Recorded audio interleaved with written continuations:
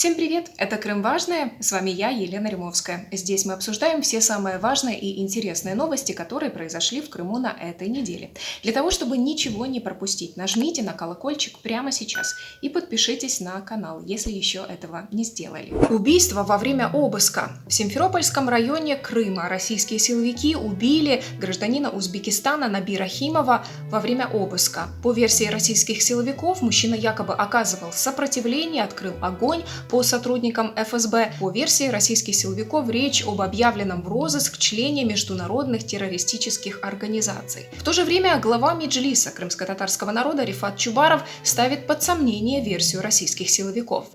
ФСБшники намагаються переконати, вони стверджують, що Набір Рахімов здійснив спротив, вони демонструють ФСБшники якісь останки гранати і іншої зброї, який нібито належав вбитому. Но ми всі чудово знаємо, наскільки широко ФСБ використовує такі методи, коли вбиває людей, підкидає зброю і виставляє цю підкидану ними зброю як таку, яка нібито належала вбитому терористу, екстремісту. Ми не знаємо таких ситуацій. Оці роки з моменту окупації, коли ФСБшники вторгалися би додому до людей, вбивали би їх і підкидували би зброю, і потім би пояснювали, що людину вбито за те, що, мовляв, він здійснював спротив. Це вперше. После убийства Набира Химова подконтрольный России суд в Крыму вынес решение о выдворении супруги Рахимова Сахибы Бурхановой из Крыма и из России. Что же касается несовершеннолетних детей Рахимова и Бурхановой, то суд постановил, что близкие могут взять опеку над ними или же дети могут выехать в сопровождении взрослого в Узбекистан. Адвокат Сахибы Бурхановой Сияр Панич рассказал о том, что российское следствие на протяжении всего дня обыска дезинформировало его подзащитную относительно судьбы мужа. Дело в том, что они граждане Узбекистана, поэтому это послужило как основание доставить их в миграционную службу, где они были до часу дня. После этого в час дня их привезли в Главное следственное управление по Республике Крым и городу Севастополю, город Симферополь, где часу до 17:30 была, я вот к этому времени подошел. Следователь начал допрос. Опрашивали ее в качестве свидетеля. По какому делу следователь не объяснил, он назвал только номер этого дела, который вот у них по учету идет, нам это ни о чем не говорило. Самой Сахиба сказали, что ее муж якобы задержан, потому что он следователь не сообщил. Адвокат проекта «Право на убежище» Российского института прав человека Кирилл Жаринов рассказал радио Крым Реалии, что на самом деле убитый в Крыму Набир Рахимов не находился в розыске на территории России. Юристы и адвокаты Института прав человека действительно представляли интересы Рахимова Наби Наимовича в Европейском суде по правам человека и при проведении экстрадиционной проверки по вопросу его выдачи из России и при обращении за убежищем в Российской Федерации, что было еще много лет назад. Ему действительно были предъявлены обвинения в причастности к Хизбут-Тахрир правоохранительными органами Узбекистана, и он был объявлен в международный розыск. Вместе с тем срок давности привлечения его к уголовной ответственности истек, и его не могли выдать в Республику Узбекистан. После этого его попытались выдворить, однако Европейский суд по правам человека установил нарушение Европейской конвенции, наличие риска пыток, негуманного, жестокого обращения в случае его выдворения в Республику Узбекистан, и впоследствии Рахимов был освобожден из спецприемника. Ему было предоставлено временное убежище в Российской Федерации, которое неоднократно продлевалось. После начала российской аннексии Крыма весной 2014 года на полуострове постоянно проходят обыски и задержания у независимых журналистов, гражданских активистов, активистов крымско-татарского национального движения, членов Меджлиса крымско-татарского народа, а также у крымских мусульман, подозреваемых в связях с запрещенной в России организацией Хизбут-Тахрир. 9 человек погибло в результате нападения на школу номер 175 в Казани. Это Российская Республика Татарстан. Еще как минимум 20 получили ранения. По информации российского МВД, нападавшим оказался 19-летний учащийся местного колледжа. 4 года назад он окончил эту же школу, его задержали. Импровизированный мемориал в память о погибших в Казани устроили на центральной площади в Керчи. В 2018 году жители этого города сами столкнулись с похожей трагедией. Тогда студент Керченского политехнического колледжа устроил в нем же массовое убийство. В результате взрыва и стрельбы погиб 21 человек. Можно ли проводить параллели между событиями в Казани и трагедией в Керчи в 2018 году, анализирует эксперт Крымской правозащитной группы Ирина Седова. Возможно, что аналогии и есть. И просто подростки, молодые люди, они очень восприимчивы, да, и он мог просто копировать это поведение, потому что об обстоятельствах этого дела очень много было в прессе, различной информации тогда. В 2018 году об этом писали, и человек мог просто захотеть повторить это, как-то так вот, возможно, как одна из версий, да, что он мог просто скопировать эту всю ситуацию.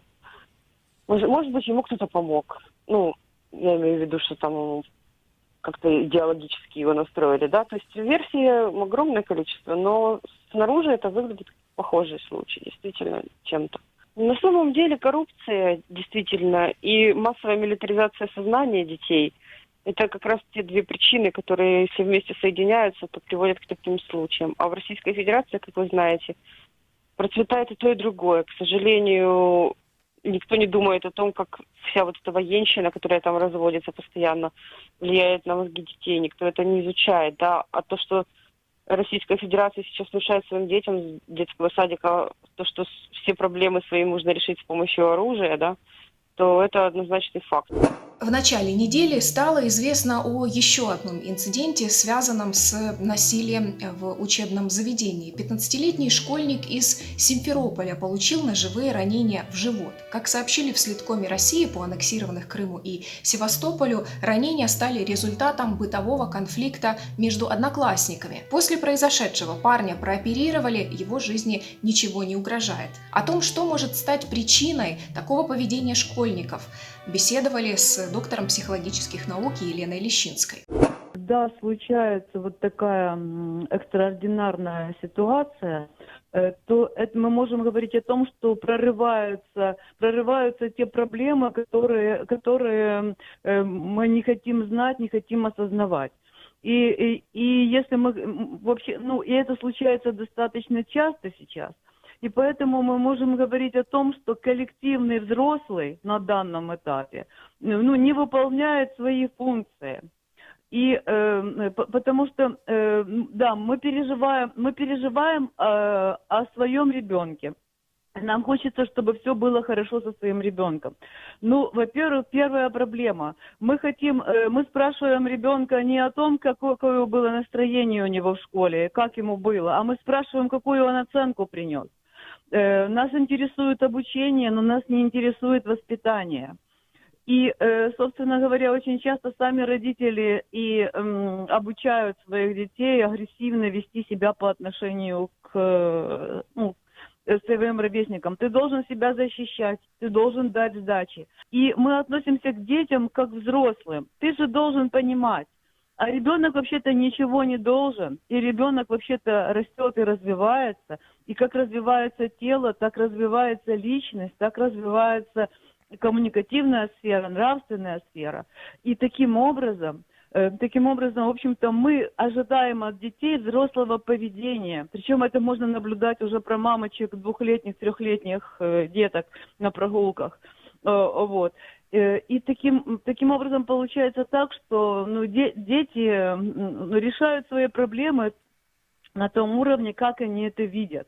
И что самое печальное, в массовом сознании сейчас есть такое понятие, как наказать. Вот когда люди ссорятся, то есть такое понятие, что нужно кого-то наказать. Он был неправ, нужно его наказать. То есть слово «наказание» ушло из юридической сферы и перешло в бытовую, в коммуникативную С ребенком нужно постоянно иметь доверительные отношения. Ребенку всегда нужно говорить, что бы с тобой ни случилось, как бы и что бы где ни было, расскажи мне, расскажи, в доме мы тебя всегда поддержим, мы всегда на твоей стороне. Напоминаю, что следить за актуальными новостями вы можете на сайте Крым Реалии. Кроме того, слушайте эфиры радио Крым Реалии на средних и FM волнах, или же заходите на YouTube-канал Крым Реалии, подписывайтесь, ставьте колокольчик для того, чтобы ничего не пропустить. Ну и следите за нами в социальных сетях, мы есть практически везде. Страны-члены НАТО из Восточной Европы требуют большего присутствия союзников на восточном фланге Альянса. Об этом заявил президент Румынии Клаус Йоханнис на онлайн-встрече Бухарестской девятки. На этой встрече присутствовал в частности генеральный секретарь НАТО Йенс Столтенберг и президент США Джо Байден. Государства-участники саммита выразили обеспокоенность тем, что Россия в прошлом месяце начала стягивать свои войска к границе с Украиной. По мнению президента Румынии, НАТО должно продолжить усиливать свою оборону, особенно на восточном фланге от Балтийского до Черного моря. Директор Украинского института морского права и безопасности Богдан Устименко в эфире радио Крым Реалии отметил, что, несмотря на заявление России об отведении войск от границ з Україною, угроза остається реальною. Ну, давайте почнемо, напевно, що з фактів, що дійсно 2-3 тижні тому дуже багато засобів масової інформації передавали про стягнення масштабне військового контингенту до кордонів з Україною. Потім начебто було послаблення, і ми бачили, що міністр оборони Шойгу прийняв рішення про відправку військової техніки, скажімо так, додому, до місць постійної дислокації. Водночас це неправда, оскільки станом на сьогодні з цієї кількості осіб, там більше 100 тисяч військових, лише 3,5 тисячі повернулися додому.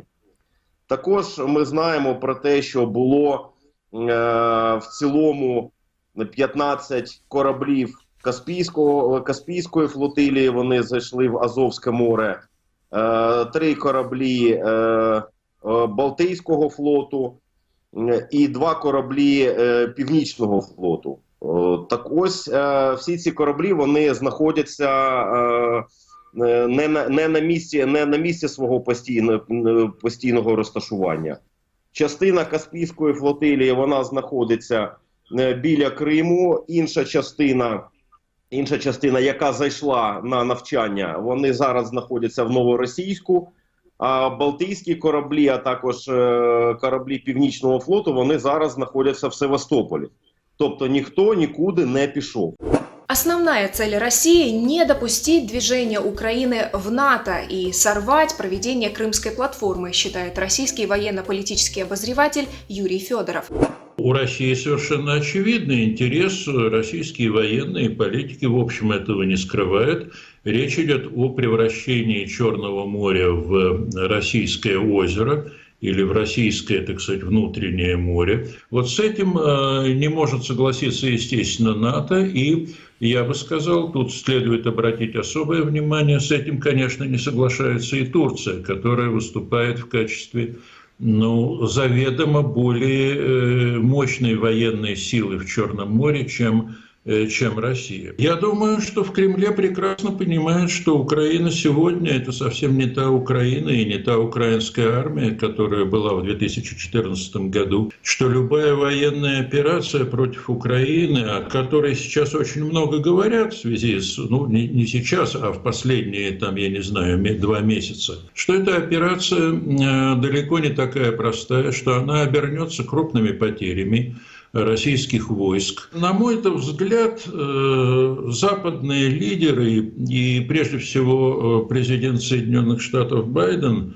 в своем разговоре с Владимиром Путиным дал ясно понять, что военное вторжение в Украину не останется безнаказанным. Я думаю, что эти заявления, которые, кстати, идут не только из Соединенных Штатов, они идут и из Европы, они остановили Владимира Путина от того, чтобы отдать где-то несколько недель тому назад, возможно, где-то в середине апреля, приказ о начале наступления на Украину.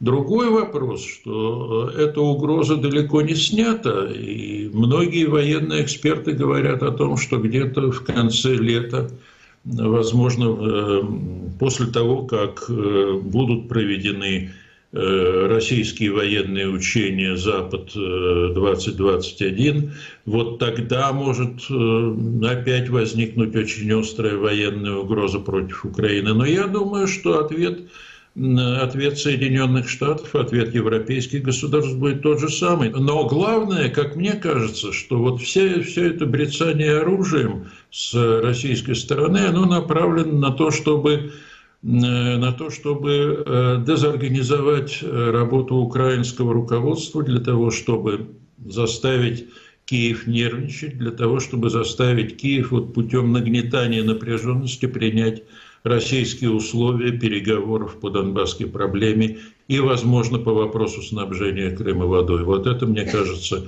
главная стратегическая цель России, а также, скорее всего, сорвать реализацию Крымской платформы. По результатам встречи страны Бухарестской девятки декларировали обеспокоенность напряженностью в Черном и Азовском морях, вызванной незаконной аннексией Крыма. Напомню, что Бухарестская девятка появилась в 2015 году по инициативе Румынии и Польши как ответ на агрессивные действия России, оккупацию и аннексию Крыма и войну на востоке Украины. Это были самые важные новости уходящей недели. Подписывайтесь на нас в социальных сетях, следите за новостями на сайте Крым Реалии и слушайте наши эфиры на волнах радио Крым Реалии. С вами была Елена Римовская. До свидания.